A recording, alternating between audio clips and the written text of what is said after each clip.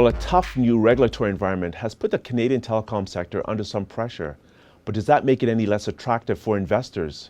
Andriy Yastreb with TD Asset Management joins us with more. Andriy, welcome. Thank you for having me. How has the Canadian telecom sector performed year to date?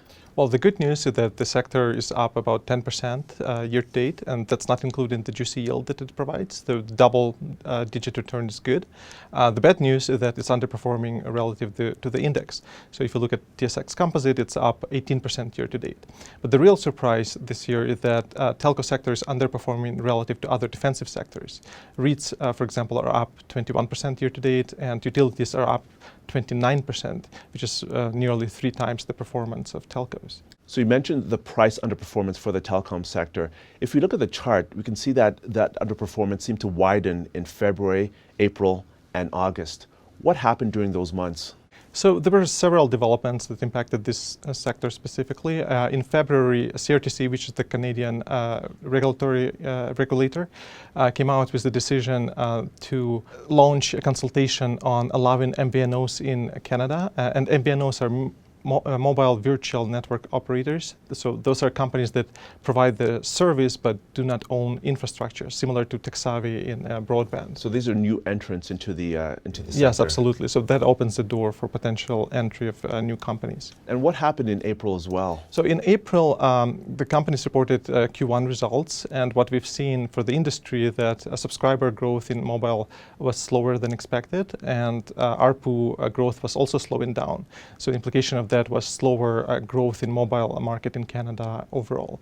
And then as we go forward in August, CRTC came back and made 2 additional decisions. First, they looked at the new unlimited plans that were launched over the summer by big 3 mobile providers, and they decided that they will not allow 36 months amortization of mobile devices, meaning that they want providers to stick to 2-year contracts.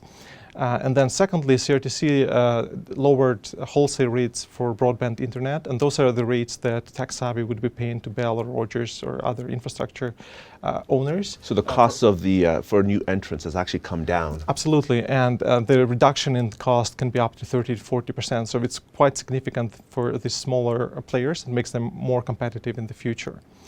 So in summary, we see more regulation in the sector, we see more competition as well, and we see slower growth for the sector. So we've seen price underperformance for the sector, but what has that done for the yields versus other defensive sectors? So if you look at telcos, they started this year with dividend yield of roughly 4.5%. Right now they yield 4.2%. Just because the stocks ran up. But if we compare to defensive sectors like REITs and utilities, it's interesting because those sectors offered 50 to 100 bips more yield at the beginning of the year. But because they outperformed, now the yield actually is slightly less than telcos, just over 4%. And usually, historically, didn't happen very often. So Andrew, you mentioned the price underperformance for the telecom sector as well as the attractive yields. What's your outlook for this sector going forward? Well, historically speaking, telco sector in Canada was a good place to be. Over long periods of time, it always outperformed the overall index. But right now I see the sector as a glass half full. On one hand, it provides very high yield, which is attractive in this low yield environment. And it also is attractive for people who are concerned about next recession, because this is one of the defensive sectors that outperform in recessionary environment, usually. On the other hand, we have all these regulatory risks and potential for more pro-consumer regulation in Canada. So far, some of these moves by the regulator have been dismissed as pre-election noise, and there is a view that some of this pressure might go away.